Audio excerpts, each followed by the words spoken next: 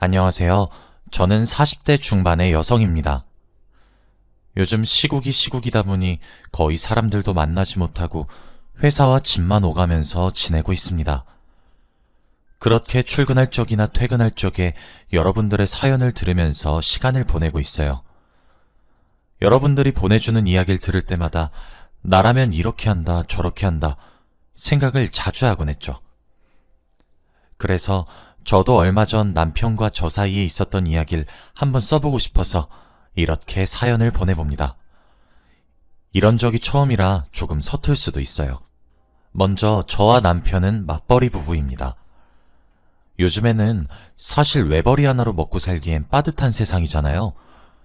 남편은 저보다 이르게 출근을 하고 저보다 늦게 퇴근을 합니다. 저는 9시 출근에 6시에 퇴근하고요. 제가 하는 일은 야근을 하는 순간이 정말 1년에 손에 꼽을 정도이기 때문에 제 스케줄은 변동이 없다고 봐도 될 정도죠. 그리고 저와 남편 사이에는 딸아이가 하나 있습니다. 지금은 중학생이고 한창 예민한 시기죠. 제 이야기를 시작하려면 먼저 6년 정도 전으로 거슬러 올라가야 합니다. 저희 아버지가 6년 전에 몸이 너무 아프셨습니다. 그렇다고 해서 평소에 건강하셨냐고 물으신다면 그건 또 아닙니다. 원래 지병이 있거든요. 저희 집은 제 친가 쪽에 가족력이 있어요. 제 친할머니도 폐질환을 앓으셨고 아버지도 앓으시고 있고 제 남동생도 폐가 약한 편이거든요. 제 밑으로는 남동생이 하나 있는데 아직도 어렸던 시절을 문득 생각해보면 남동생이 아팠던 기억이 드문드문 나요. 남동생은 감기를 자주 걸렸었거든요. 그런데 감기의 증상이 심해질 때마다 폐렴으로 계속 발전할 정도로 너무 크게 앓아서 엄마랑 자주 입원을 했었던 기억이 날 정도죠. 어렸던 저도 엄마와 시간을 보내고 싶었는데 자꾸 동생이 엄마랑 병원에 가서 자고 오고 그러니까 삐지고 투정도 부리고 동생을 미워했던 기억도 있어요. 물론 커가면서 동생의 그런 부분을 이해했지만요. 그렇게 시간이 흘렀고 제가 먼저 결혼을 하고 뒤따라 제 남동생도 결혼을 하게 되었어요. 그런데 저희가 나이를 먹은 만큼 저희 부모님도 나이를 먹게 되잖아요. 당연히 엄마든 아빠든 몸이 고장나는 것도 어쩔 수 없는 노릇이고요. 아빠도 그렇게 점점 병을 앓으시게 되었어요. 원래는 참 건강하신 분이셨는데 65이 되던 해부터 점차 건강이 안 좋아지셨죠. 아무리 엄마가 노력을 한다고 했지만 저희 엄마 나이도 적지 않다 보니까 아버지가 요양원에 입원을 하셨어요. 다 늙어 빠져서 마누라 고생시키고 싶지 않다고 하시면서 자진해서 요양원을 알아보셨죠. 그때 남편에게 저희가 모시고 살면 안 되냐고 간곡하게 부탁을 해봤지만 남편은 처남을 두고 왜 우리가 모셔야 되냐고 따져들기 시작하더라고요. 그쵸. 제 남동생이 모실 수도 있죠. 그런데 저도 아빠의 자식이잖아요? 그리고 남동생네는 저희 집보다 벌이가 더 좋지 않아요. 둘 사이에 아이도 있는데 세 사람 먹고 사는 것도 빠듯한 형편이니 말 다 했죠.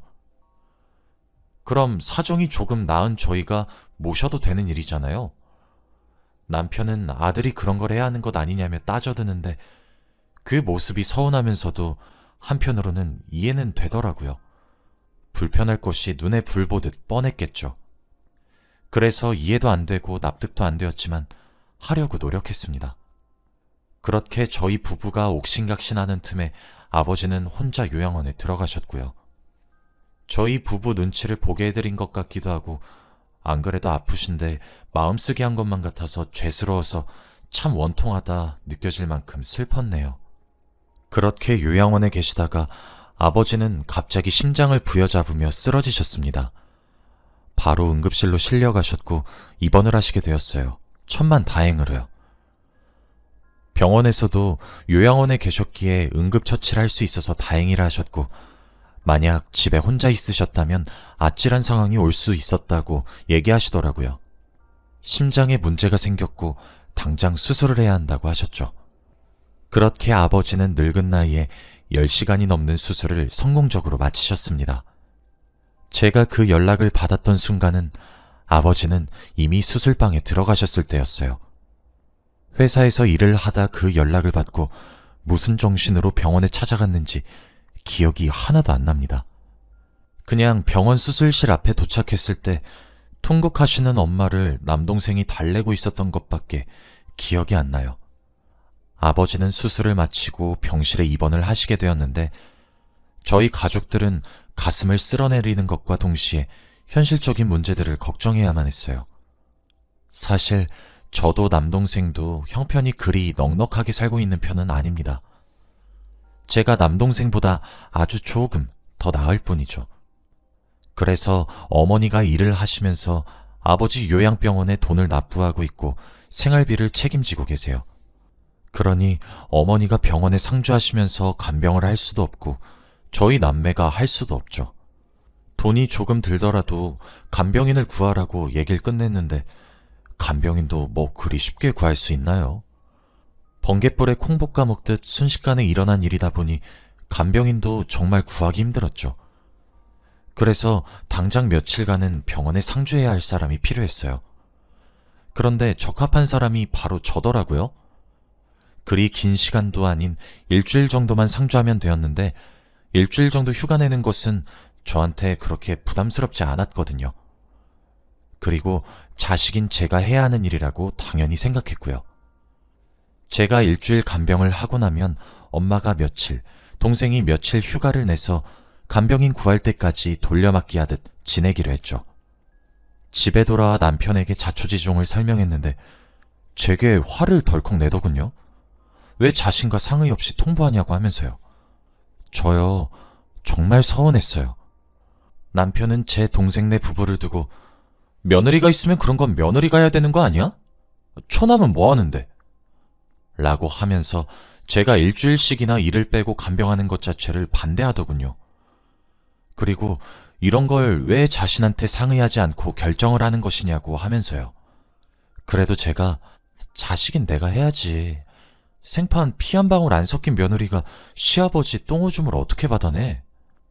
딸 자식, 아들 자식도 더러울 수 있어, 여보. 이번 한 번만 이해해줘. 라고 호소했습니다. 그랬더니 그래, 네 멋대로 해라. 아주 내가 우습지? 아휴, 하면서 가지 말라는 메시지만 보내더군요. 아무리 남편에게 논리적으로, 감정적으로 설명을 해도 네 알아서 해. 너 잘났잖아.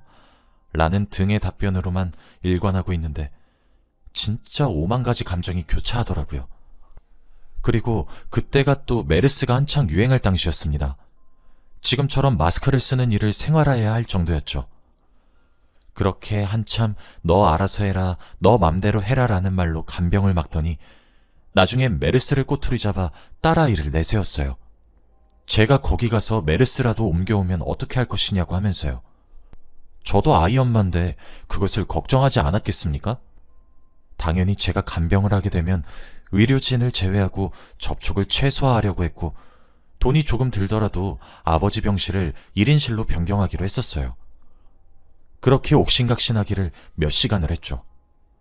저는 또 제대로 화가 났어요.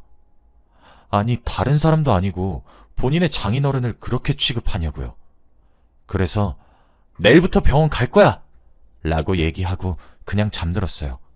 그런데 다음날 아침 엄마가 전화와서 그냥 회사로 출근하라고 하더라고요. 간병은 어떻게 하냐고 물으니 며느리가 조금 도와주기로 했다며 얼마나 고마운지 모른다며 막 그러더군요. 생판 남인 사람이 저희 아버지 간병을 선뜻 나서서 해준다고 하니까 너무 고마운 거예요. 그렇게 엄마와 전화를 끊고 올케에게 전화를 걸어 너무 고맙다며 눈물을 글썽거리면서 얘기를 했어요. 그랬더니 올케도 형님, 너무 걱정하지 말아요. 제가 열심히 할게요. 하며 저를 달래주더라고요. 내 동생이 여자 보는 눈이 있다고 생각하며 회사로 출근했습니다. 그렇게 일주일 정도 올케가 정말 고생했습니다. 간병은 참 쉽지 않은 일이거든요. 일주일 정도 지나고 엄마가 병원을 지키는 날이 되었는데 동생이 제게 전화를 걸었더라고요. 술에 취한 듯 혀가 꼬인 목소리로 대뜸 제게 그러더군요. 누난 자식 아니야? 나만 우리 아빠 자식이야? 라고요. 저는 무슨 소리 하냐고, 술 처먹었으면 곱게 들어가서 자라고, 아빠 병상에 누워 계시는데 잘하는 짓이라고 타박했어요. 그런데 동생이 하는 이야기가 정말 놀랍더군요. 사실 올케가 간병을 하게 된 이유가 있었더라고요. 제가 그렇게 소리를 빽 지르고 잠들었는데 그날 밤에 남편이 엄마한테 전화를 걸었답니다. 장모님께 이해해달라고요. 장모님도 자식을 낳으니 얼마나 소중한지 알고 계시지 않냐고요. 뉴스에도 하루하루 메르스 때문에 죽었니 살았니 뉴스가 나오는데 애엄마가 거기 가서 병 얻어오면 우리 딸아이는 어떻게 하냐고요. 간병하고 싶다는 아내의 의지를 꺾지 못했으니 장모님이 말려달라고요. 제게 어떻게 이러고도 누나가 자식이냐고 소리를 빽빽 지르는 동생의 타박을 듣는데 가슴이 총갈래 망갈래로 찢어지는 줄 알았습니다. 불효도 이런 불효가 없다 싶더군요. 당연히 남편에게 따져 물었고 결국 정말 큰 부부싸움을 하게 되었습니다. 그리고 그 이야기를 시댁에 그대로 일러 바쳤는지 그 다음 날부터 시어머니랑 시아버지께 전화가 미친 듯이 와서 받았더니 여자는 결혼하면 출가 외인인데 장난하냐? 네가 그래서 안 되는 거다. 우리 손주 아프면 책임질 거냐?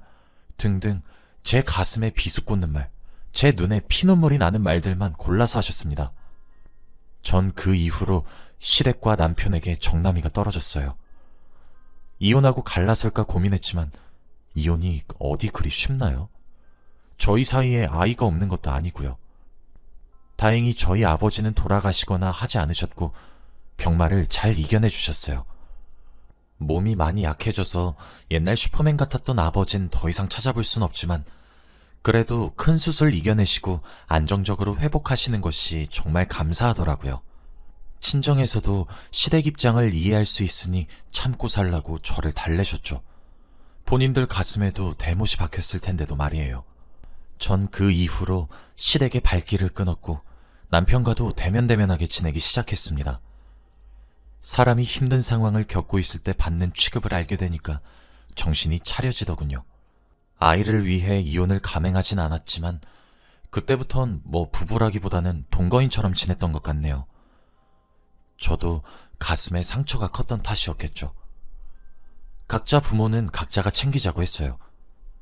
그제서야 보이는 게 결혼하고 아이가 초등학생이 될 동안 저는 친정집을 명절을 제외하곤 가보지도 못했더라고요. 그걸 그제서야 깨닫는 제가 얼마나 한심했는지 모릅니다. 그렇게 지금까지 6년을 살아왔어요. 아이가 성인이 되면 갈라서려고 했어요. 그런데 참 세상 일이 신기하고도 우스운 것이 많나 봐요. 남편이 며칠 전에 제게 그러더라고요. 시아버지가 병에 걸리셨고 급하게 입원을 했다고요. 그래서 간병할 사람이 필요한데 며느리인 저보고 좀 나서서 도와달라고 합니다. 남편 자신도 본인이 참 염치 없는 부탁을 하는 것은 알고 있는지 우물쭈물 하면서 말을 하는데 헛웃음이 나오더라고요. 왜? 아니, 간병 좀 도와달라고. 그러니까 내가 왜? 당신 며느리잖아. 그럼 네 여동생은 뭐 하는데? 그런 건 자식이 해야 되는 거 아니야? 아니, 동생도 자기 가정이 있잖아. 걔도 돈 벌고 있는데 어떻게 그럼. 나는 그럼 돈 안 벌어? 말 같지도 않은 소리 하지 마. 당신은 우리 아버지 아프셨을 때 뭐 하긴 했어? 염치가 없어도 정도껏 없어야지. 고작 6년 전에 그딴 식으로 내 마음뿐만 아니라 우리 가족 모두의 가슴에 피멍을 만들어 놓고 뭐? 간병을 도와? 며느리가 해야 해? 기가 막혔어 진짜. 말 같지도 않은 소리 할 거면 닥치고 꺼져. 꼴도 보기 싫으니까. 남편도 할 말이 없는지 입을 꾹 다물더군요. 전 그 일 이후 남편과 마음이 떴고 각방을 쓰면서 생활하고 있거든요. 그 다음날 시어머니가 오랜만에 전화를 주셨더군요. 평소였으면 받지도 않았을 텐데 뭐라고 하는지 궁금해서 받았습니다. 맨날 나한테 야, 너 거기 네가 등등 거지 같은 호칭으로 부르더니 자신이 어떤 입장인지 이제 아시는 모양인지 말투도 세상 공손해지셨더라고요. 얘야, 좀 도와다오. 우리가 너한테 상처 준 것들도 다 미안하구나. 좀 도와줄 수 없겠니? 내가 나이가 너처럼 젊은 것도 아니잖니. 매정하게 굴지 말아다오 얘야. 어머니, 저 정말 너무 웃겨요. 세상이 참 불공평하다고만 생각했었는데 얼마나 공평한지 모르겠네요. 어머닌 그저 말뿐인 사과 몇 마디 하면 제가 바보 천치처럼 예, 어머니 하면서 달려갈 거라고 생각해서 제게 전화를 거신 건가요? 정말 우습고 기가 막히고 제 남편도 어머님도 뻔뻔하다 못해 기가 질리네요. 제가 왜 도와야 해요? 잘난 아가씨 시키세요. 아, 맞다.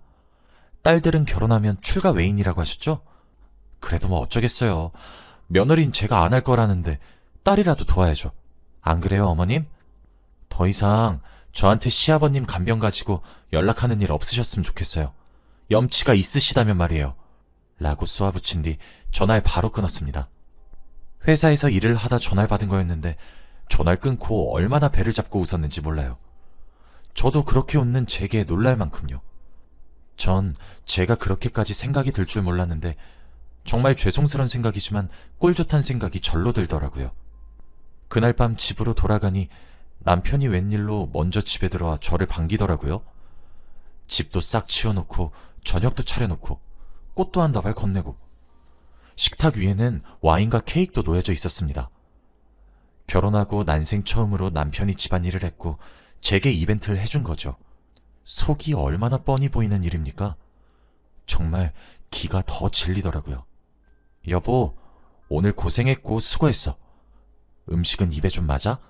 처음 해봐서 잘 모르겠네. 오늘 한번 해보니까 여보야가 나한테 얼마나 사랑을 쏟은 건지 알겠더라. 항상 고마웠어. 하고 싶은 말이 뭐야? 응? 아니, 속이 빤히 보이니까 모른 척이 안 돼서 물어보는 거야. 나랑 지금 뭐 하자는 거야? 아, 그게... 그래, 말할게. 우리 집에 우리 부모님 데려와서 모시고 사는 건 어때?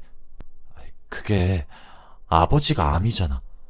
병원도 우리 집에서 훨씬 가까우시고 아무래도 엄마 혼자 아버지 곁을 지키는 건 좀 걱정도 많이 되고 엄마 저러다 쓰러질 것 같아서. 내가 왜? 응? 내가 왜 그래야 되는 건데? 당신은 내 와이프잖아. 우리 부모님 며느리이고 당연한 도리지. 당신은 그럼 우리 아버지 아프실 때 사위돌이 했어? 며느리랑 사위랑 어떻게 같아. 그땐 내가 미안해. 지금 생각해보니 너무 심했던 것 같아. 앞으론 당신 친정에도 자주 가자. 어? 내가 앞으론 더 잘할게. 아니, 잘해주지 않아도 괜찮아.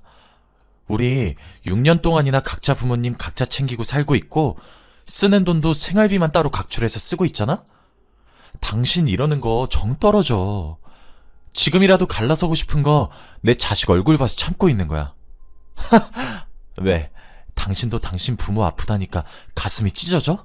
그래서 나한테 사과하니? 당신은 그럼 우리 아버지 아프실 때 나한테 그렇게 행동해서 사람 자존심이며 마음이며 다 짓밟아놓고 내가 당신 부모 웃으면서 간병할 거라고 생각했니? 네가 만약에 그때 나한테 먼저 모시자고 했거나 간병이라도 마음 편하게 하라고 보냈으면 이번엔 네가 말 안 했어도 내가 모셨을 거야. 내가 누구 좋으라고 그래? 내가 당한 게 있는데. 왜? 난 뭐 너처럼 똑같이 굴면 덧나? 미안하다고 하잖아. 더 잘하겠다고 하잖아. 장인어른이 그래서 돌아가셨어? 아니잖아. 이젠 건강하시잖아. 그런데 우리 아버지는 암이라고. 여보, 제발. 우리 아버지도 심장에 문제 생겨서 생사를 오락가락했어. 당신, 우리가 살고 있는 집에 시부모님 한 발자국이라도 들이면 바로 이혼이야. 그것만 명심해.